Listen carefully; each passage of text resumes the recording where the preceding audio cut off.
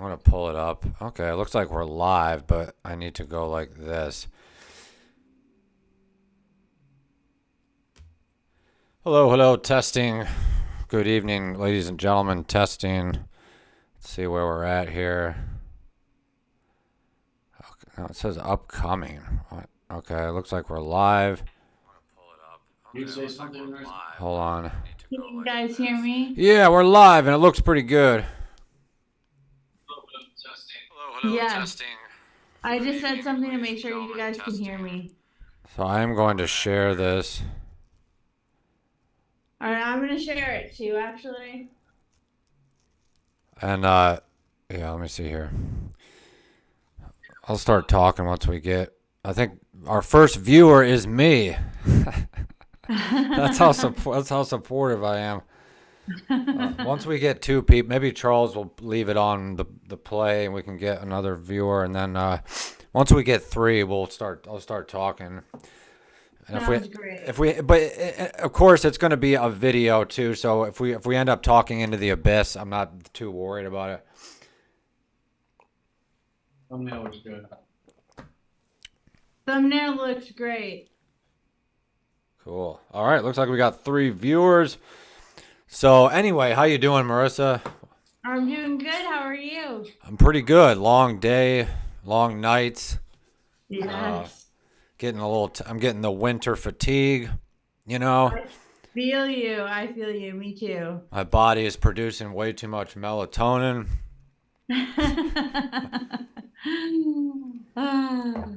So, let's get into it here. Tweak by Nic Sheff. I think that's how you pronounce his name. This was my first experience with Nic Sheff, and I haven't read any memoirs in quite some time, but I was pretty impressed, and this was a very visceral read, a very profound read. And the reason that we were having Sunset City 13 on here tonight, I do have your channel linked in the description, so hopefully some guys and gals will check that out. Thank you. Marissa has read this 2 or 3 times, and I think Marissa coming at this from having read the book a couple of times, as well as experiencing some of the happenings that have happened to Nic Sheff a little more in real time, or a little more in a real experience than I have. I thought she would make a really good guest for this. We're going to sort of unpack a little bit of the writing style. We'll unpack some of his characters that he presents, his family characters. And my first question to you, Marissa, is I would say this was a pretty accurate tale of a drug addict, right? Maybe some of it was embellished, but what are your thoughts on the whole thing in general? I think he hit it spot on. Yes. Very accurate. Is there anything about it that, it's almost like a step-by-step process of what it's like being a drug addict, and then he sort of pursues recovery, right? And then he's kind of relapses. He's in and out of recovery. But my sense tells me that by the end of the book, especially would you say there's like a light at the end of the tunnel? Yes, for sure. And actually there is a sequel to the book called We All Fall Down by Nic Sheff as well. And so it's like a follow-up memoir. Right. I won't give any spoilers about that one. So is it sort of like where did he pick up right where he left off with Tweak? Is it a little bit more profound? Is it worse than Tweak in terms of what he went through, or is it more about his recovery? Tell us a little bit about. It's more about his recovery. He kind of picks up where he left off with Tweak. And he stays in recovery without giving away too many spoilers. Or doesn't? Not to spoil it. I think he has a quick slip, and then that's why it's called We All Fall Down, and then he picks himself back up. Mm-hmm. Very interesting. Now, being an ex-addict yourself, an addict in recovery, did you feel like you were almost reading your own story, or I would imagine the perspective coming from a man was maybe a little bit different. So talk a little bit about that, and talk about what you enjoyed most about the book, and maybe what you didn't enjoy, or what was hard to read on an emotional level. Right, for sure. So I guess what I enjoyed most about the book, when I read this book, the couple times that I read it, I was still in active addiction. I think I may have read it once after I got clean, but yeah, the first time I read it, I was definitely in active addiction. And what I loved about it most was it made me feel normal-ish, to the point where it made me be like, thank God, like I'm not the only one there. I'm not the only one suffering with this crazy affliction of addiction that I'm dealing with, and somebody else out in the whole entire universe gets it. You know what I mean? And I totally, his dad wrote the book Beautiful Boy about Nick's addiction, like his dad's perspective. And that book, well, I had read that first, and that's how I found Tweak. But I think, in the book, his dad is a very concerned parent. And it made me realize what I was doing to my family too, and the hell I was putting my family through. And it was very sobering in that way. And do you, yeah, I think that's really profound. Like it's sort of like a nightmare, and it's like he not only takes you along with him, but he takes you along with his family. And I know that the book that was written by his father ended up becoming a movie with Timothée Chalamet, which we've talked about watching with Charles. Um, and I will say that his family, even though they're kind of he goes pretty fairly in depth about his family and the anxieties he felt surrounding the disappointment of his addiction. But even going further back before his addiction started, he always felt kind of like the third wheel with his father, right? His father was kind of an elite and would take him to these parties. And Nick was kind of overexposed, right, to the lavish lifestyle, and was maybe a little bit uncomfortable with where he fit into that.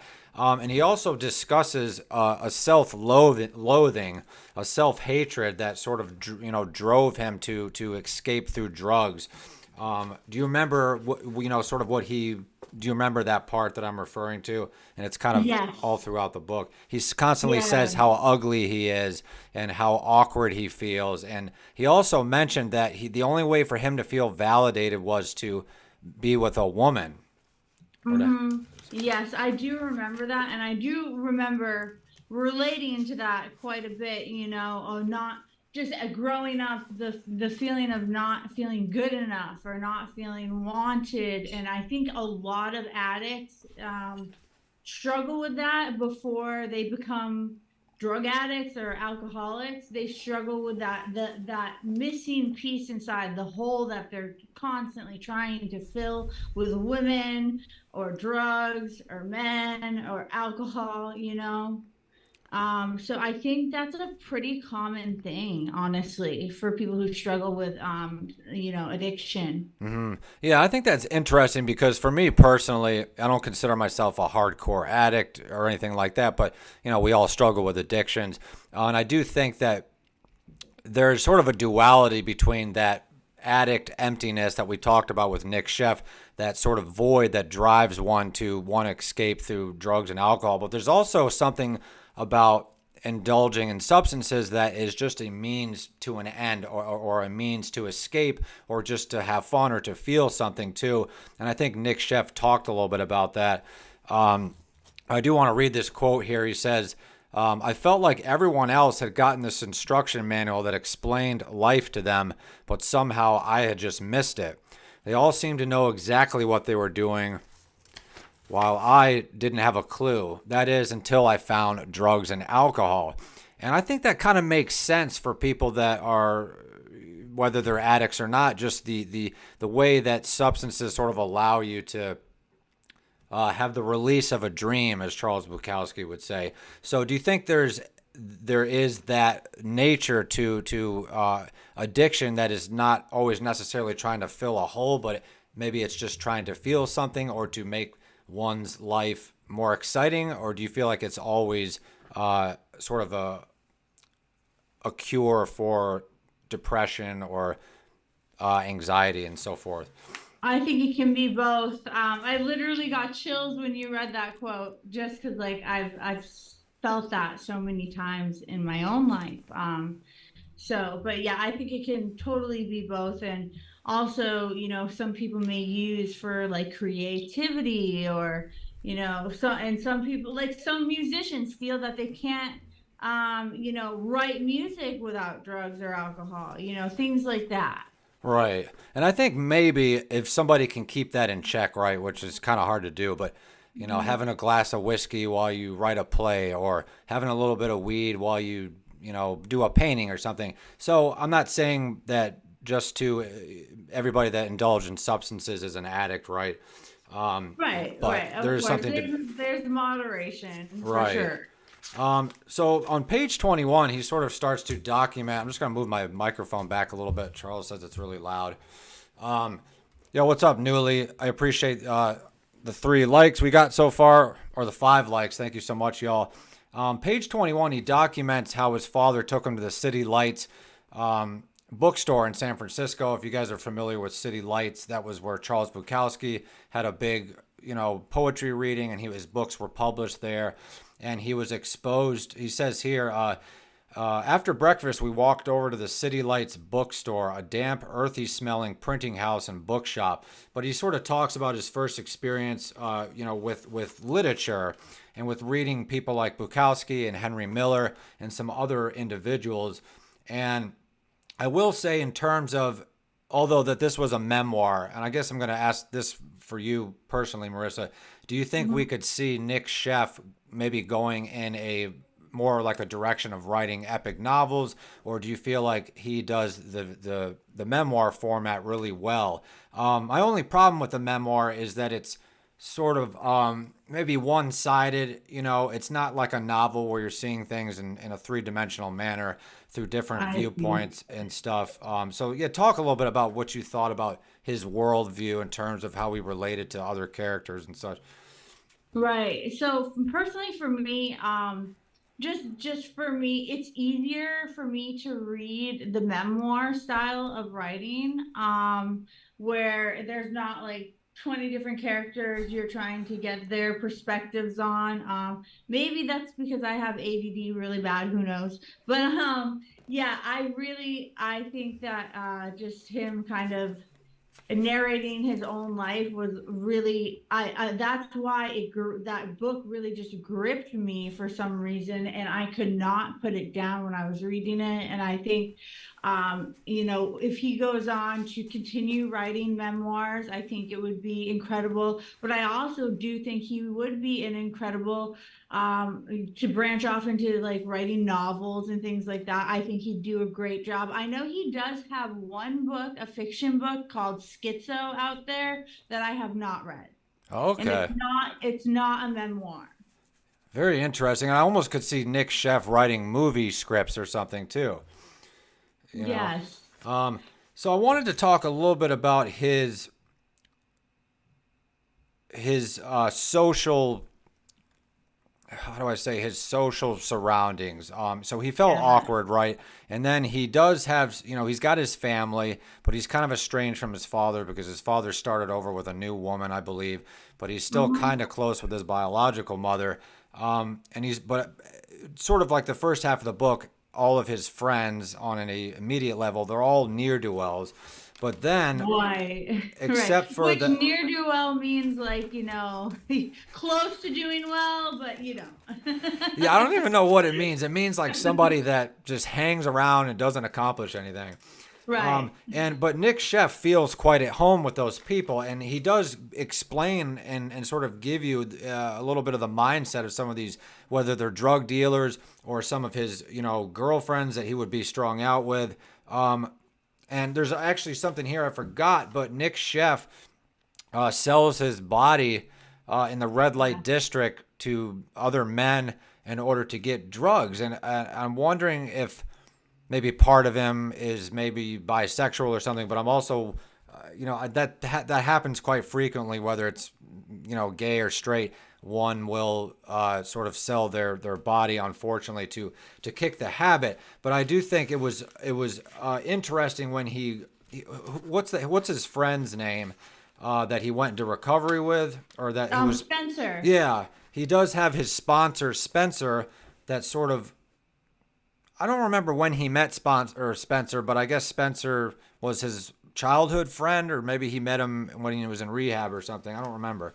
Yeah, I think he met him when he like went into or tried to get clean or something like that. Right. And I think it's interesting because the relationship that he has, that Nic Sheff has with Spencer, is completely different than the relationship that he has with all of his other near-do-well hangers-ons. And, Right.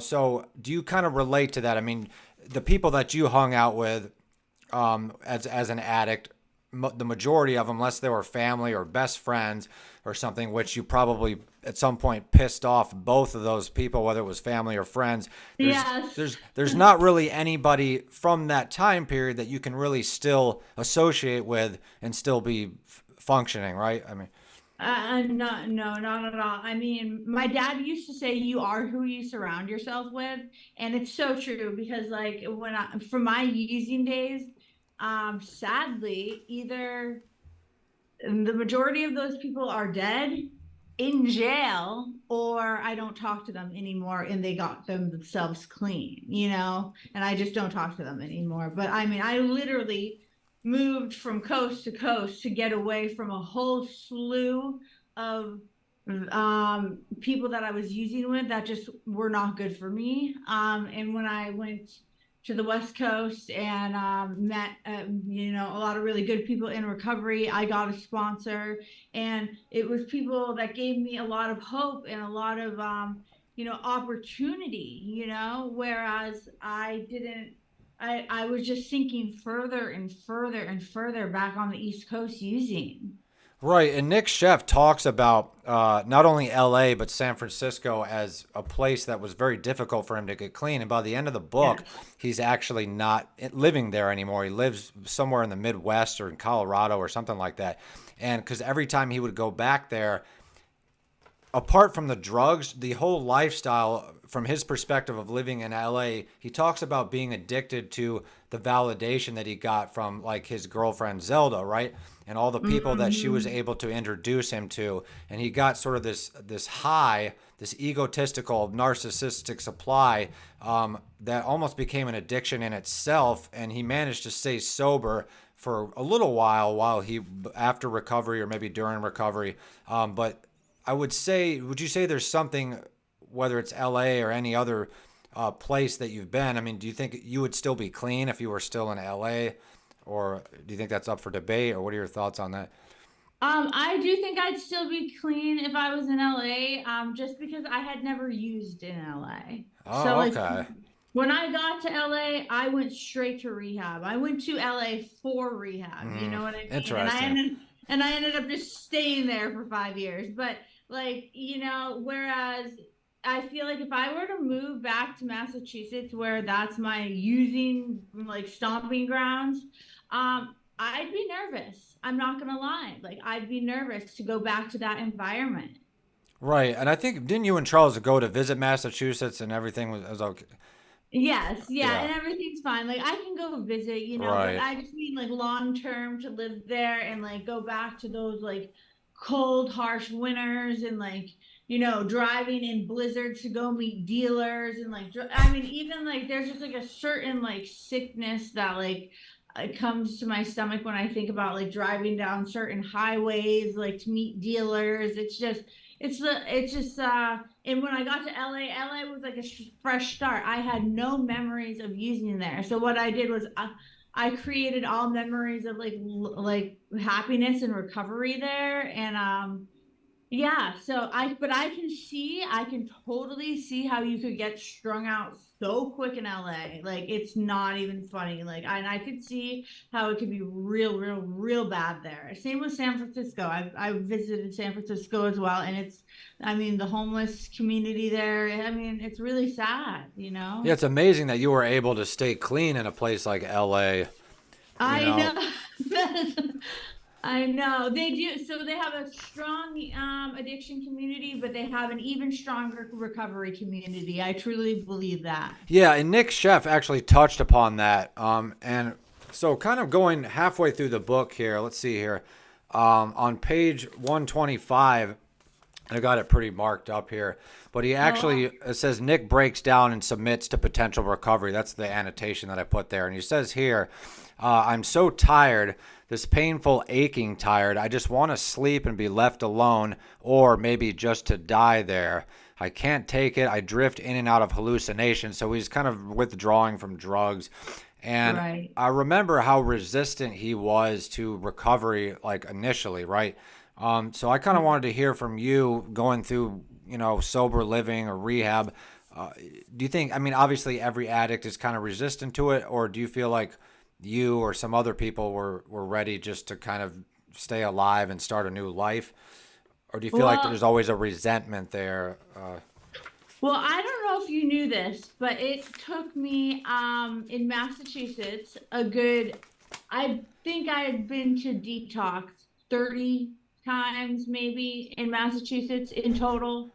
And that's like detox, sometimes rehab, That's a lot of detox. Oh yeah. Oh yeah. And I'd get out and I'd relapse immediately. I was so from age 19 to 26 when I got clean.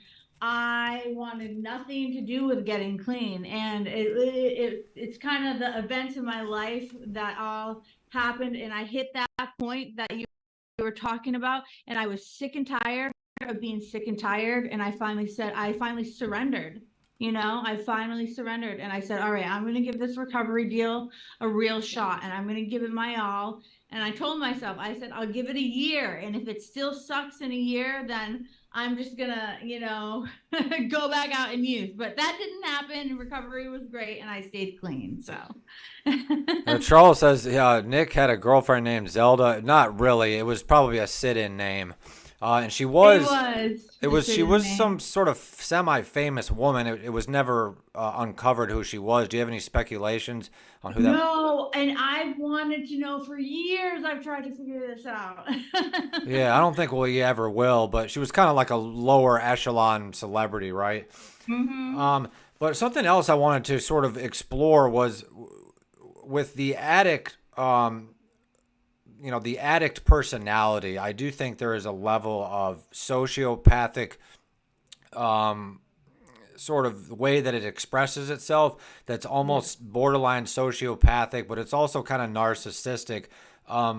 So, what are your thoughts on that? Do you feel like he do you feel like he was honest about the way that he was not only hurting himself, but also his family? And do you think that being an addict, a hardcore addict that is, because there's all different kinds of addicts, but we're talking about a hardcore addict. Do you feel like there is a level of sociopathic sort of nature to it? If you're a hardcore addict, I do believe so, and I don't believe that's because you're sociopathic in nature. Because I was a hardcore addict. It's the drugs. So once the drug takes a hold of you, and once that addiction develops, literally, you have a primal instinct. You will do anything to get more. And that kind of turns you into like a sociopath. Right. You know what I mean? Yeah. Yeah, that's sort of what I was. It's really not you, it's the addiction, Right, but I guess it'd be fair to say the behavior is borderline sociopathic to a certain degree. Yes, I agree with that for sure. The behavior, definitely. So he was also with this other lady named Lauren, and it was sort of interesting because there was sort of a juxtaposition, sort of the way he juxtaposed his relationship with Lauren and Zelda, and neither one of them was particularly good for him. But I would say that at least with Lauren, he wasn't sort of chasing fame, and his relationship with Lauren seemed to have a little more substance. So I thought that was kind of interesting. But we talked about the fact that Nic Sheff always said he sort of resented being single, and he always wanted to have a girlfriend in order to feel validated. I think there's some truth to that to everybody, especially as a man. It does give you a sense of maybe purpose or maybe prestige, right? But I do think Nic Sheff has so many underlying emotional problems that he sort of starts to get to, towards the end of the book, but he was basically smothering all of those problems that he never dealt with drugs,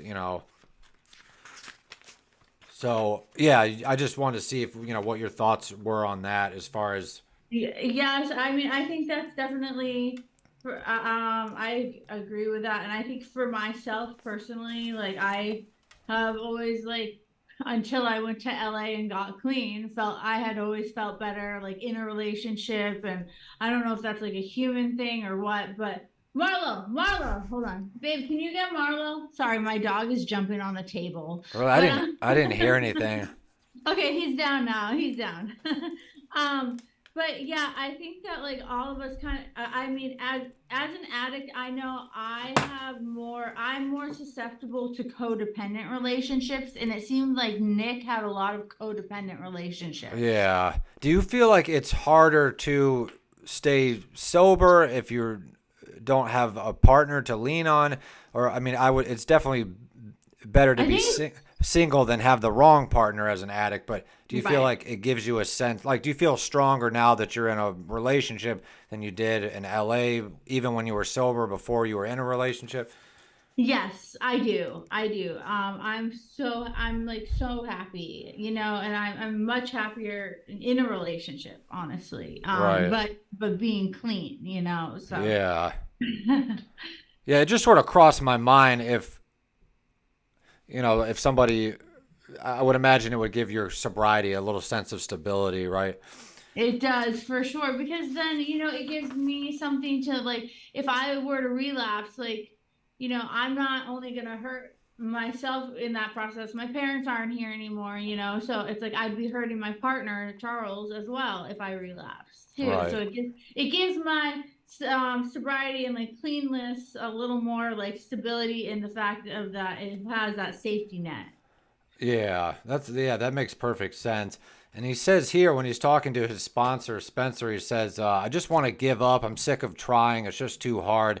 And that was an interesting part of the book when he was in recovery, or when he was in rehab and stuff, and he was living with Spencer and his family. But he almost had these moments of that eventually led to a relapse where he was sort of constantly tempted, but he never really went down that road. But at one point, I think it was after he started dating Zelda, that he was sort of refers to it as he was on autopilot. And he ended up sort of started smoking cigarettes, and then one thing led to another, and he just sort of gave up. And I think, that goes to show, I think Nick's, his readers, that relapse can also be a result of who you're with, in terms of your friend base or your romantic relationships. And she almost led him off of his course of sobriety, right? And sort of like led him astray, because he wanted to, he almost felt inadequate that he was sober because he was with an active addict, right? Right. And it makes it really hard. I could imagine, to be around somebody using when you're trying to stay clean. That's like putting candy in front of a baby. You know what I mean? That's an interesting way to putting candy in front. But do all babies like candy? I don't know. Yeah. Like a treat in front of a dog. Right. He also talks about, he says here, affirmative prayer reinforces that what you have already received the guidance. Therefore, you are able to focus on the solution. Saying that I need help just enforces the problem, helping me to wallow in it. And you've talked a lot about sort of manifestations and stuff. Did you get any of those ideas from Nic Sheff, or did that come from somewhere else? I think those things like were planted. Those seeds were planted when I read that, and then as I got a little bit older and into my recovery, I was able to really understand that. That's why, if I ever go to like an NA or a meeting, I don't say, "Hi, I'm Marissa, I'm an addict." I say, "Hi, I'm Marissa, I'm a recovering addict." Because I feel like it's really important that you it's what he just said, Yeah. And also, during his time with Spencer, once he started spending more time with Zelda, he started to sort of look on Spencer as sort of this insignificant person. And it's almost like Zelda kind of warped his thinking, not like, on purpose, because she didn't really know who Spencer was. But the more and more he was with the wrong people, the less and less focused he was on his recovery. So I think that was pretty accurate and pretty interesting. It's kind of like when you get out of rehab for like 5 or 6 months, and then you start fucking up, and then slowly you're right back to where you started, right? Right. So you can feel free to add. He kind of like almost was annoyed by Spencer. That's right. what I found. Yeah, and Spencer kept telling him to, you just got to believe in God and stuff. And Nic Sheff does not really believe in God, so there was a little bit of a disagreement there, I guess, in terms of recovery. And he never really, I don't think he ever really mentioned Spencer, even after he kind of burned his bridge with him or something. Did they ever reconnect? Did he mention him in the second memoir or anything? It's been so long since I've read the second memoir, but I do believe he is mentioned. I could be wrong, so don't quote me on it. Right. He says here, as long as you look for someone else to validate who you are by seeking their approval, you are setting yourself up for disaster. You have to be whole and complete in yourself. No one can give you that. And I think he's referring to a lot of his codependent relationships. But there is a sense of like naivety to Nic Sheff, and he was very vulnerable, but he like, especially when he started writing about Zelda, it was like he was simping hardcore, like so hard, and I hopefully he looks back on that, and it's like, I mean, I probably simp in my writing too sometimes, but I think it's a lesson to be learned not to simp that much, in terms of because he was like addicted to her too, right? I know, yes. He was definitely like obsessed with her, yeah. So Nic Sheff is a potential simp, right? He is. He's actually he's doing great now though. I think he's married with like dogs and stuff. Right. So I've seen I don't know if he has kids yet, but I did see pictures of him on Google, and actually, this is really interesting. I was saving this tidbit for this.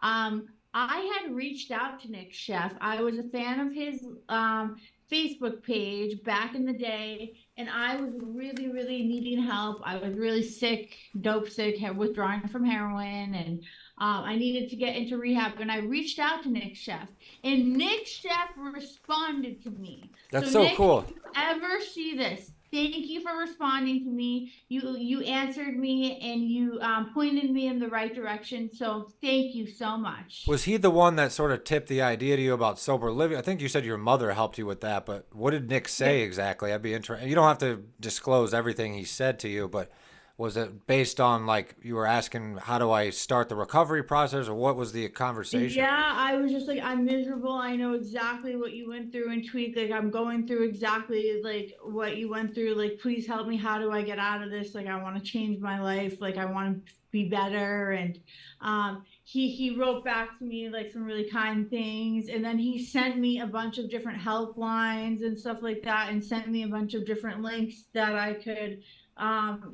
get rehab through. That's really cool. And you're pretty sure it was him? It wasn't like his manager or something? Yeah, I'm positive it was him, because it's his verified Facebook page. And you actually saw his brother in Sober Living or something too, right? Fun fact. That's kind of like HIPAA though, so I can't really talk too much about that. Yeah, interesting. His brother's not really in the limelight, so I just thought that was a really cool fact. It is a cool fact. I would talk more about it if I could. Right. Well, maybe someday Nic Sheff will see this podcast and we can have him on the air or something. That would be awesome. But I have this annotation here at the bottom that says obsession versus love, and that's what we were kind of referring to before with his relationship with Zelda. And not only was he sort of helplessly obsessed with her, but he was using her sort of, I'm not saying he was using her 100% or like in a bad way, but he used her as a way to validate himself in a way. There was something about her in particular that there might have been a little bit of like he wanted to take care of her too. He kind of refers to her as this maybe childlike, very needy, somebody that you would want to protect, right?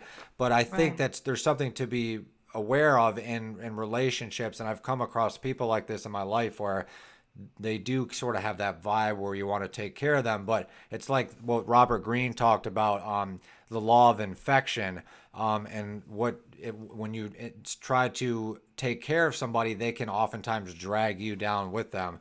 So yeah, just really interesting there. If you can add something to that, I mean, you probably had relationships that were like that. You wanted to take care of this person, but there were things, yeah.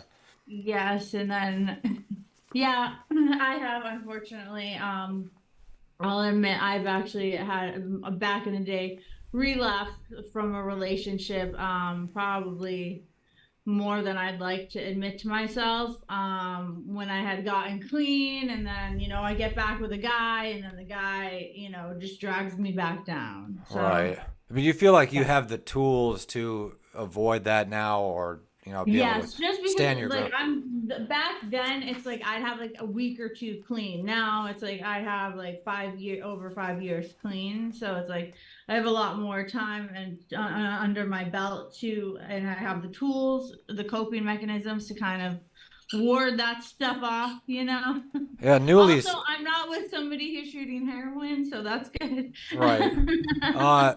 Newly says, love is love, obsession is toxic, a different form of addiction. Yeah, very true.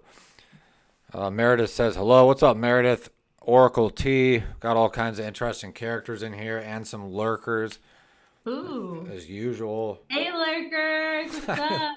Repping for the lurkers. So we're kind of getting towards the tail end of the memoir here. What is he getting into here? He just has great descriptions of people. He says his eyes are strangely perverse. He blubbers constantly, crying with the wild abandon of a forgotten child. He's talking about some ne'er-do-well drug addict or something. But it seems to me that the way Nic Sheff writes about the characters that he came across, he writes about a lot of the drug people in this sort of visceral, repulsive sort of manner. And I think maybe through the process of writing about these people, he sort of realized, why was I hanging out with these people in the first place? But second of all, like, these are the type of people, they're like cockroach people. You don't want to ever be around them in general. But they do have some humanity to them too, right? Right. Yeah, absolutely. There's some pretty profound things at the end where he starts to hang out with his family again, and he's living in sober living, but he sort of has a nervous breakdown in rehab too, right? And his father comes to visit him, and they're all crying. And it was surprising to see how much of his soul and his family's soul he kind of laid out on the line. He says here, I actually can't remember a single time in my life where I've been alone with just my two parents. We were sitting down together eating lunch. I've heard both my mom and dad say so many hurtful things about each other. I always felt so divided between the two of them. So he does have some trauma that he's carrying around from his parents fighting, and that's something that I can relate to. He says I can relate as well. Yeah. He says, I just wanted to make everyone happy, but then I completely tore myself apart, because he's talking about that pressure that the children feel to save their parents and their family, Yeah, so I think you probably relate to that. I don't think your parents were as crazy as mine were, but... Oh, they were pretty crazy. They were pretty crazy. Yeah, it was constantly like, I can relate to everything he just said so much, because my parents, after the divorce and before the divorce, they talked so bad about each other to me, and like I never knew like whose side to be on or like anything like that, and it was just so much. It was awful, and it was very traumatic. And I think divorces like that are like, and fights like that between parents are prime breeding grounds for addictive, like, addicted children, like, yeah, grow up. And of course, there's always the chance that a kid, no matter how good he had it, because Nic Sheff had it pretty good in a lot of ways, but there's always some kind of underlying family dynamic. And I guess my question is that an excuse, or is that the reason, or is that just one of the cogs in the machine that kind of That's creates just an addict or something? right. I think that's just one of the many things, and it doesn't even have to be there. It could have been a perfect, parental life, because literally, like, addiction doesn't discriminate. Yeah, that's very true. He says here, this is one of the sober living counselors. Um, Now, when I say sober living, is that what he was doing, or is sober living is that like a brand name, or is that just recovery in general? Because I don't want to Oh misspeak. yeah, so no, sober living is just like it's like a halfway house. So you go from rehab to a halfway house to a sober living. And on the West Coast, you just go from rehab to a sober living. It's just where a bunch of people in recovery live together. Right. So yeah, I could be sort of using some of those terms interchangeably or out of context, but I just wanted to make sure it wasn't like a specific No, place. it's yeah, He no. says here, Annie has taught me here that every resentment I hold inside of me eventually will fester and come bursting to the surface. I just want to get rid of all the anger that has been building inside me for all of these years. I want to get rid of it in a way where I don't end up hurting myself. And he talks about how and a lot of addicts do this too, like Duff McKagan, when after his pancreas exploded from too much alcohol, he ended up becoming a cyclist. He was riding bikes all the time, and that's something Nic Sheff also does too. And he talks about art therapy. But I think it's interesting because he kind of resents all of his counselors. But by the end, they pretty much reach inside of his soul like this, and they just rip him a new soul, basically, and they force Mhm. him.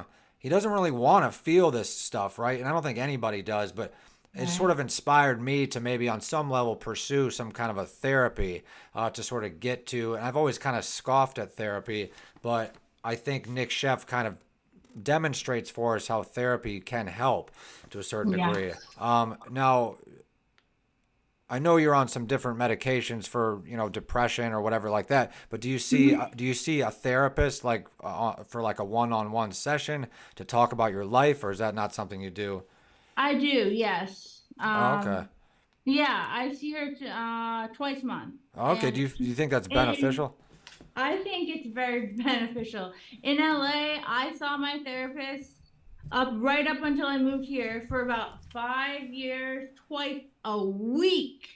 So yeah, I think it's super beneficial. It taught me a lot about myself. It's still teaching me a lot about myself.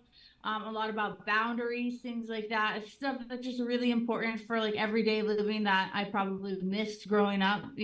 So And do you it's think do you ever get sick of your therapist? And my second question is, or did you back then with that other therapist that you were seeing every week? And do you think somebody that's close to you, like a friend or a family member, can be a therapist, or do you think that doesn't work because they're too involved in your own life? So I think if you have the right therapist, it's all about finding the right therapist. Like if you meet with somebody and don't vibe with them, don't keep going to see them. Definitely not. That's like a bad idea. And you got to find a person that you click with, that you feel like open and comfortable with. And then also, yeah, I mean, I think like my friends and family have used me as a therapist at times, and I don't mind that at all. But I think it's always better to have a professional who can actually, is licensed and certified to give you advice. And they also are not directly in the middle of the craziness. Right. Yeah, I think it would maybe be unwise to like treat a family member or a friend as a therapist because That's not fair to them, really. it's probably not fair to you either. Right. But I think on some level, I think for me, like I have had some good therapists, but I don't know. I just can't really imagine it. I mean, I do imagine it being beneficial, but I feel like there's a shame. Do you feel like people are shamed into not going to therapy, or they're shamed out of it? Like there's a stigma that There's yeah. definitely a stigma that I wasn't so aware of until I moved back to this coast. But you know what? I don't think there's a stigma, but I don't think there's any shame in getting the help that you need. No, not at Right. all. whether you're an addict or just an emotional wreck or obsessive compulsive, whatever the case is, right? Exactly. Might as well do something to help yourself and help your life, you know? Right. So yeah, we mentioned how when he was in recovery, his parents came to see him, but he was very resistant sort of to the process. But by the end, he was very appreciative of his sponsors or his counselors.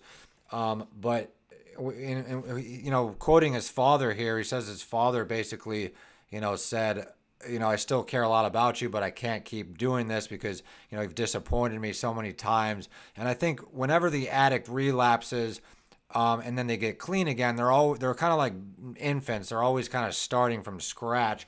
And the longer they fall down that ladder, the longer it takes them to get back where they're going. So I do think it's important as a disclaimer when you sort of get that sense of from Nic's family members and his friends that you have to kind of treat addicts or people in recovery as always changing, vulnerable, temperamental babies to a certain degree, and you can't really, although you will be tempted to, and sometimes you will just because you're human, you will react with anger towards them, but at the end of the day, it's sort of this fine line between being angry, putting your foot down, so to speak, casting them out of your life, or how do you find the balance between that and being an enabler? Because there's really no in between. It's kind of like you have to sort of take a stand, or addicts will kind of walk all over you. But I think that there's such thing, and I learned this from my mother, that you can love from a distance. So that's more like the tough love type deal. Yeah. Yeah, and make sure the person's okay. Still talk to them on the phone, but not give them money for drugs, and things like that. Not enable them to use, but still love them and say, whenever you're ready to get clean, I'm here for you, and I will do anything and everything to be there for you. So not close the door completely. Let them know that they still have the opportunity when they're ready. Mm-hmm. That's kind of what happened with Nic and his father. He would call his father, but his father had suspicions that he was up to something. He says, "I can't help you, Nic." He would just kind of hang up the phone. But he ended up confessing to Nic and the rehab people that he really missed his son. And I'd be interested to read "Beautiful Boy." That might have been good to read that. Oh yeah, it's oh, when I read that, like I cried through the whole thing because I felt so guilty. It just was such a eye opener to what I was putting my parents through. And that's his father's experience. Does his father get into how his mother felt about it? Because I know he was divorced from his original wife, who was Nic's father, and he ended up kind of getting with this other woman. But is there any dialogue from his mother, Nic's real mother? I don't believe so. No. Interesting. So the last part of the book here, this has been a really fun stream, guys. We're going on almost 50 minutes, which is really cool. But the afterword here is he talks about the addict nightmare. He suffers from nightmares, right? And I think I've talked about this with you and Charles. Oftentimes you'll have like reoccurring drug dreams, relapse dreams. So not only is he dealing with that, but he says here, ever since I can remember, I've had this pain inside of me, this vacancy, this hole opening up wide. And this is kind of where we started in the beginning, right? I guess the bigger fear I had in the whole world was that someone would see what's inside of me and discover what an ugly, horrible person I am. So I spent a whole lot of time trying to do everything I could do to escape these feelings. I ran from myself using drugs, exercise, sex. And then he goes on to say here how some of his influences. We mentioned Bukowski and Henry Miller, but he also talks about Herman Hesse and Salinger. But he sort of confesses to his reader that if he had had another go at this, he would not have exposed other people's secrets the way that he did. But at the same time, he's saying I wouldn't take any of this back. But I think maybe that's what his second memoir is maybe more focused on him, I'm assuming, because he says here specifically he wants to focus on more of himself from here on out. But being a writer, you can't really spare the people around you because there's so much a part of you. But, you know, and you've talked about writing a memoir too, also, Marissa. So did you have any thoughts on how you might go about writing a memoir, and would you focus on the addiction, or would you focus more on what you're doing now? You know, that might be interesting I to think talk. I would do like half and half. And actually, it's Tweak that like made me want to write my own addiction memoir. So that's where I get all that inspiration from, is this book. So, but yeah, I think, you know, it is hard because you have to, in order to protect people's anonymity, I would definitely change names, but I'd have to get into some nitty gritty, you know? Yeah, I mean, there's no way you can write about yourself if you. I mean, you'd have to. That would be a pretty boring memoir if there was you were the only character. Newly asks here, does Charles still see shadow people? Well, I think he had old hag syndrome, but Marissa can maybe fill us in on. He doesn't really have old hag syndrome or shadow people anymore, does he? Or does he? No, I mean, I think he had the sleep paralysis one night recently, and that was about it. And I woke him up out of it. How did you know he was in it? So I heard him like murmur like Marissa, and like I could tell like he was freaking out. So I woke him up. But Wow. he was able to say my name, which I was very surprised because normally in sleep paralysis, like you can't even talk. But And he could. you can ask him more about that, like because I don't want to talk for him. Right. Let's see here. He says, since publishing Tweak, I have relapsed. It was brief and not on hard drugs. I relapsed on pills that I had justified taking, but I quickly saw how the obsession had taken hold of me. Long story short, he gets immediately back into recovery, or he does something. So I do think there is some light at the end of the tunnel for addicts here. Maybe that's why you like the book and why you reached out to him. Because he doesn't glorify. I mean, in the beginning of the book, it took me a while to get into it because I kind of thought this guy was glorifying drugs or something, but I didn't know where it was going to go and what tail he was going to take us on. But so that's an interesting way to leave it. I do think there's a part of an addict that, although he or she will always be an addict, hopefully they've built up some kind of tools to, even when they mess up or F up, they can sort of hopefully not waste too much time, and through maturity or just the will to live, which he talks about in here, they can get back on the right track, right? Yes. Yes. Absolutely. But it's difficult too, right? I mean, it's a fine line between going straight like this and just going more like this, and then you go back up or whatever. But yes, it's very difficult and it's very individualized. and then he does have some, you know, book club questions here, but I don't really have a book club. But if you guys are interested in reading a really interesting memoir, I feel like a lot of memoirs are about drug addicts for some reason, like Drew Barrymore, you know, or during the late 2000s when I was in high school or mid 2000s, they had a lot of memoirs like this about drug addicts. But I will say that this was probably one of the best. And I don't know, there's something about, I'm interested in Nic Sheff as a person too. You know, he's kind of interesting because I wouldn't say he's necessarily an elite, but he had a pretty upper echelon upbringing. But he kind of, you know, he's not like a mainstream celebrity, so he's kind of somewhere in between. And yeah, I'd be interested to see where he's going to go from here, and I'll have to, you know, kind of see what else he's going to be writing. He's actually an artist too, and he's a painter. He paints Really? a lot, and he posts on his Instagram and Facebook. Oh, okay. That's Yeah. great. But he's not really like into Hollywood or anything like that, really. Like he's not a movie star or anything like that, right? No, Yeah. no. Even after Beautiful Boy the movie, so But that probably maybe was like his big height of fame or whatever, right? And then, right, I yeah. think so. Which you haven't seen the movie, correct? I have seen it. Oh, okay, I saw you it have. once, and it's a tearjerker, guys. So get your tissue box. Timothy Chalamet with an accent on the E, as my dad would say. I do like this thumbnail though. That's pretty badass. I love that. Yes. It looks kind of shiny in the reflection there, but Yeah, is there anything else you wanted to add to that? I think we'll kind of keep this short and sweet, but we can stay on here and hang out for a couple more minutes. I appreciate everybody coming to watch and participating.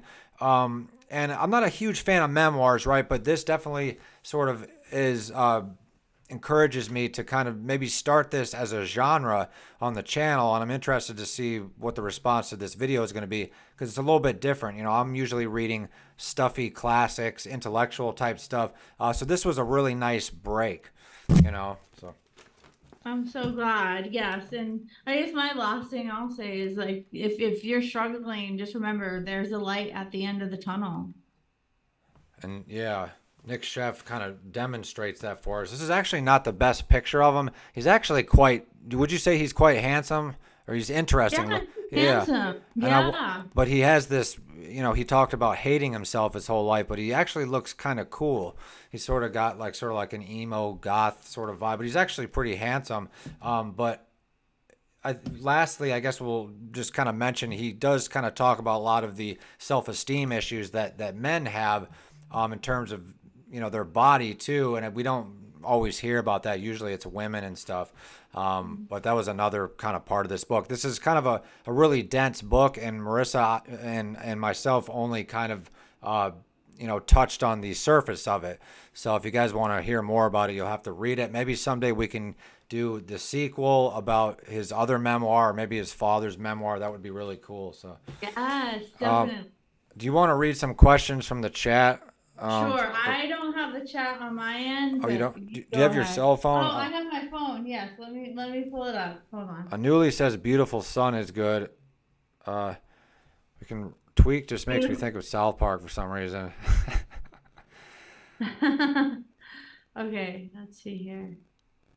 My Hey addiction. guys, it's so good to see everyone in the chat. Anuli says my addiction to pearls is not toxic. I don't know if you saw her on a broadcast earlier, but she was like rocking a lot of pearls. And yes, that is a Chanel surfboard hung up here. Charles says Isaac Cappy was a strange case. Yeah, definitely. Did the glowies just show up around every corner? Gang stalking. I love these like buzzwords that get thrown around in our community. The gang stalking, the fucking glowies, it just fits with all the stuff I'm kind of interested in. It's really funny. I'll check out the book. Yo, what's up, Irene? Thank you for joining us.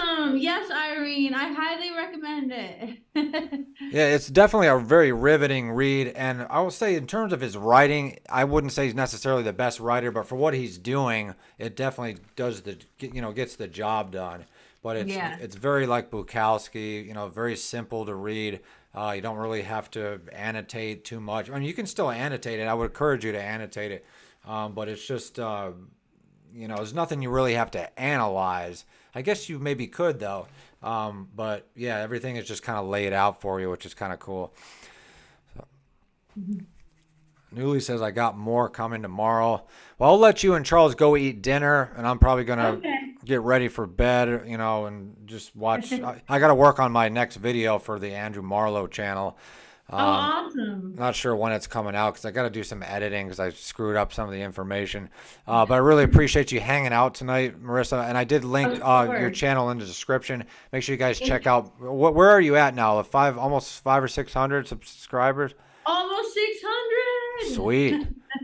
So we're doing, she's doing really well, and me and Charles have been trying to help her out. And you and Charles have been kind of quiet on social media the last couple of days, as we have got I. some big things coming. So we do. worry. Yeah, and I know about one of them because I got I got dragged into it. So I'm hoping that's going to go well. I hope I don't regret it. And I would like to. I want to sit you and Charles down for like a podcast interview sometime too. Maybe after that. That would be interesting. That would be great. And yes, guys, I will announce the big event tomorrow on my YouTube channel. So stay tuned. It's not going to be what they think, probably, right? Or is Nope, it is not. It's going to be cool, though. I hope, it'll be interesting. So thank you so much, guys. And thank you to Marissa and Charles for helping us get this going. We had some technical difficulties, but I'm real happy with what we came up with. So. All right. Thank you so much, Andrew, for having me on. Peace out, y'all. See y'all next time. If I can figure out how to end this live broadcast.